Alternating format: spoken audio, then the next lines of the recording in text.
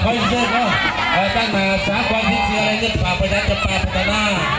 และการทานแอดมอเตอร์จากนครปักเซ่2,000ถึงทำมาเป็นย่อจากองค์การปกครองเมืองสุขุมากรมพ่อแก่เจ้ากันนี้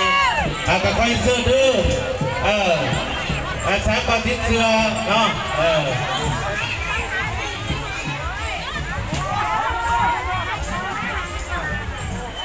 กระทานแอดมอเตอร์มาก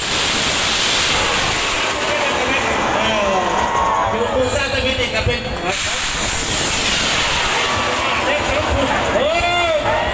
ที่ว่าปลาแลนกันเนาะบุญหลงไฟชิคุมาบุญหลงไฟชิคุมาพี่น้องเขาแต่พออยู่ที่แม่ไอ้นี่ก็เจ็บเนาะที่จะมาปากแท้การทำเอาคนลงมา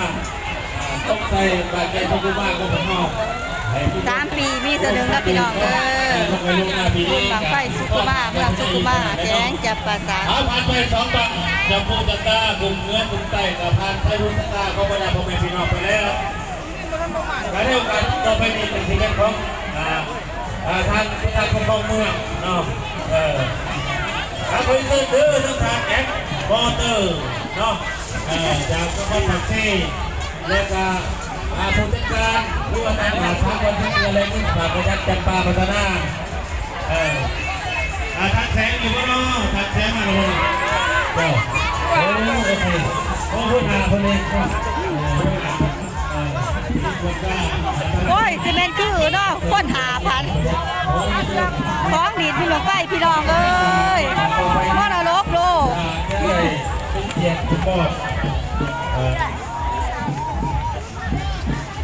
ดินแห่งการจะได้โอกาสต่อไปนี้การจะทำใบหน้าย่อเป็นเกียรติมอบเฮียนเซินท่านพ่อที่รุ่นมรสิงห์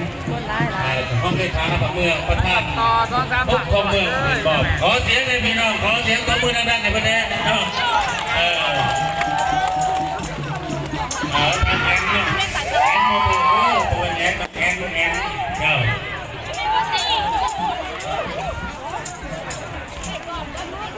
ถ้าลำกองกับเป็นตัวแข่งเลยเนาะเลยเนาะใช่ด้านหน้าของพวก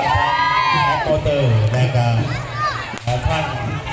3 วันที่เชื่อเงินฝากประหยัดจะปาพัฒนาด้วยวันซ้อนมาเจอเป็นน้อง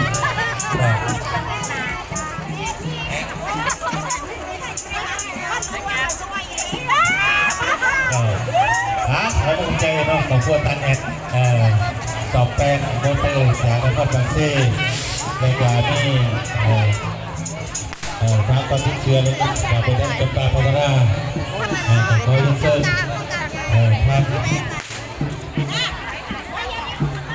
ะธานปกครองเมืองบอกเป็นยังไงครับ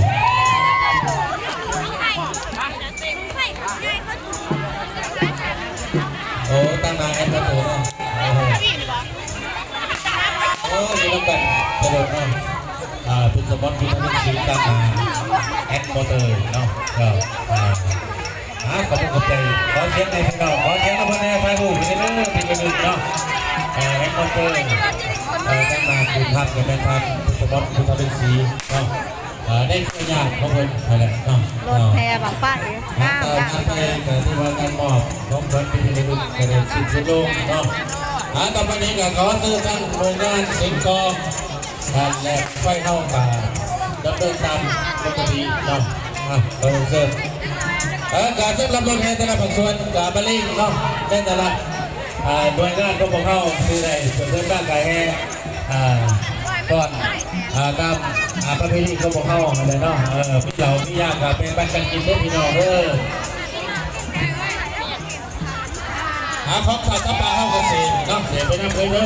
าะคือว่าเป็นที่ทางการกระสินทุนลงแล้วต่อไปนี้กับเขาเติมบรรดาทานแขกที่มีเกียรติคนโดยพวกส้นซาวินซุปมาของทุกบ้านที่มารวมในงานชมการแข่งขันกีฬาขึ้นกล้องและบังไฟตามระดับเติม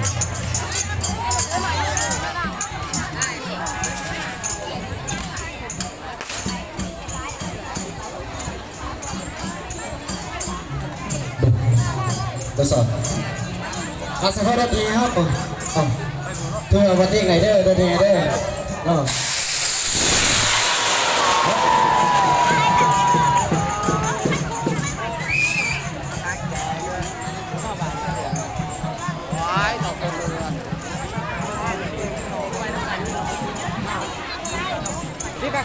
สปอร์ตบังไฟเด้อนักสายกีฬาเด้อเนาะ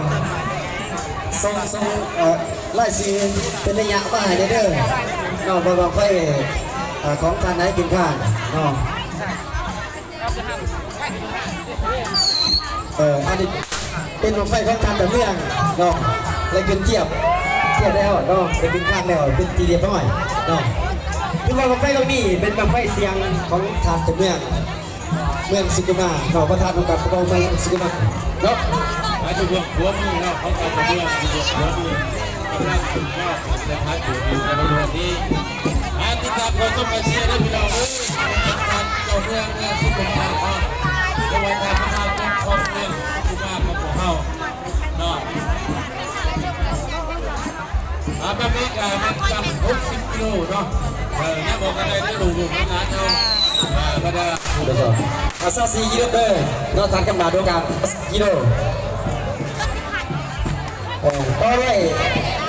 ท่านประธานองค์การปกครองกระแสเราประธานองค์การปกครองกระแสเนาะต่อด้วยเด้อสายกันตาบอกเด้อ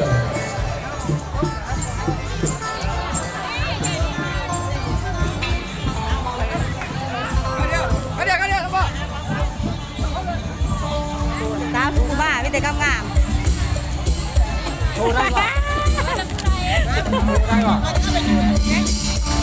วันน้ำกันเด้อพี่น้องเด้อเพิ่นสุบ้าแกงจะมาซัก